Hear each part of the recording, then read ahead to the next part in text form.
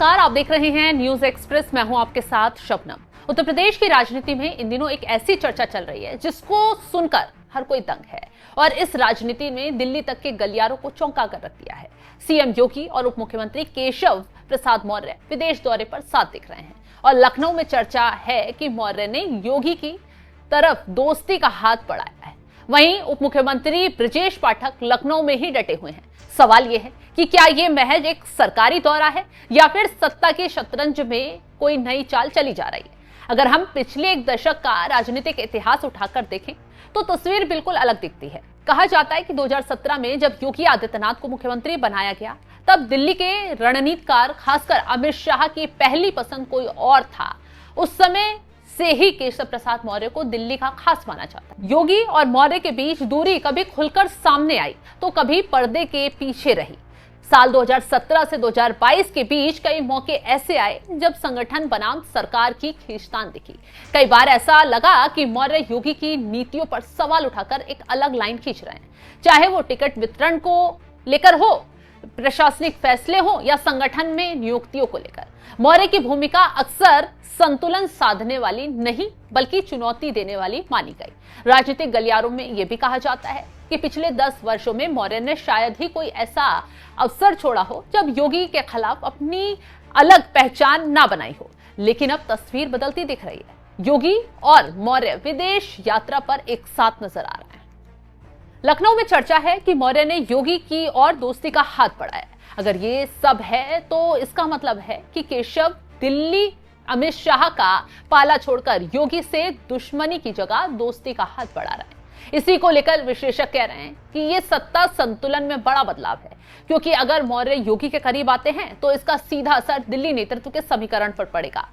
अब तक ये माना जा रहा था कि मौर्य दिल्ली की लाइन के साथ खड़े हैं। अगर वही नेता योगी के साथ खड़े दिखने लगे तो क्या इसका मतलब यह होगा कि यूपी की राजनीति में योगी का कद इतना बड़ा हो गया है कि दिल्ली के समीकरणों को भी एडजस्ट करना पड़ रहा है।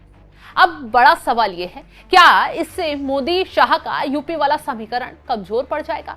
लेकिन इतना जरूर है कि अगर दिल्ली का भरोसेमंद चेहरा योगी के साथ तालमेल बढ़ाता है तो ये एक संकेत है कि लखनऊ की सत्ता अब पूरी तरह किसी रिमोट कंट्रोल पर नहीं है। योगी आदित्यनाथ 2017 के मुकाबले आज कहीं ज्यादा मजबूत हैं। 2022 में दोबारा पूर्ण बहुमत से सरकार बनाना यह संदेश था कि योगी अब सिर्फ चयनित नेता नहीं है बल्कि जन समर्थित चेहरा भी है। ऐसे में अगर मौर्य रिश्ते सुधार रहे हैं तो इसे योगी की राजनीति जीत के रूप में देखा जा सकता है। दिलचस्प बात तो यह है कि ब्रजेश पाठक इस पूरे घटनाक्रम में लखनऊ में है। क्या यह संयोग है या सत्ता का संतुलन का तीसरा कोण है? जानकारों की माने तो अगर ये कहा जाए कि ये दोस्ती सच्ची है तो क्या इससे दिल्ली नेतृत्व और मोदी के बीच मतभेद बढ़ सकते हैं? राजनीति में कोई भी समीकरण स्थायी नहीं होता।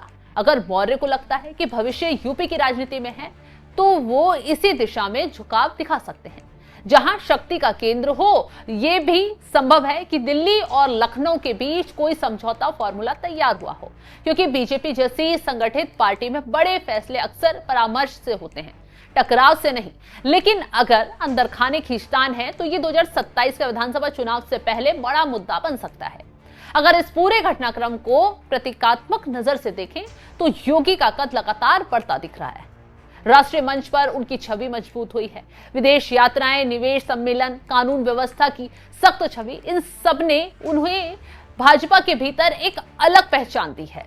अगर अमित शाह के करीबी माने जाने वाले मौर्य भी तालमेल बढ़ाते हैं तो यह संदेश जाएगा कि यूपी में अंतिम शब्द योगी का ही है। यह स्थिति मोदी शाह के खिलाफ नहीं लेकिन योगी के पक्ष में जरूर जाती दिखेगी। इस गणित का संभावित अर्थ संगठन और सरकार में तालमेल का नया दौर 2027 की तैयारी की शुरुआत संकेत है।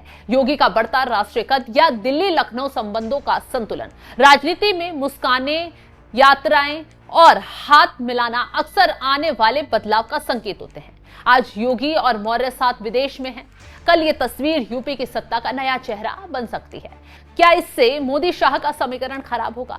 ये कहना जल्दबाजी होगा, लेकिन इतना तय है कि लखनऊ की राजनीति में एक नया अध्याय खुल रहा है और इस अध्याय में योगी आदित्यनाथ का नाम पहले पन्ने पर लिखा दिखा जा रहा है। अब सवाल ये नहीं है कि दोस्ती हुई है या नहीं, बल्कि सवाल यह है कि इस दोस्ती से सत्ता की दिशा किस ओर मुड़ेगी।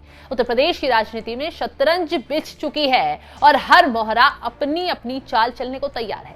देखना होगा आगे दिल्ली क्या रिजल्ट रिएक्ट करती है। पैच अब देखना यह होगा कि आगे दिल्ली क्या रिएक्ट करती है और फिर खेल किस तरफ किया जाता है, क्योंकि मौर्य और योगी का साथ आना कई तरफ इशारे कर रहा है। इस खबर को लेकर आप क्या कुछ राय रखते हैं, कमेंट बॉक्स में जरूर बताइएगा।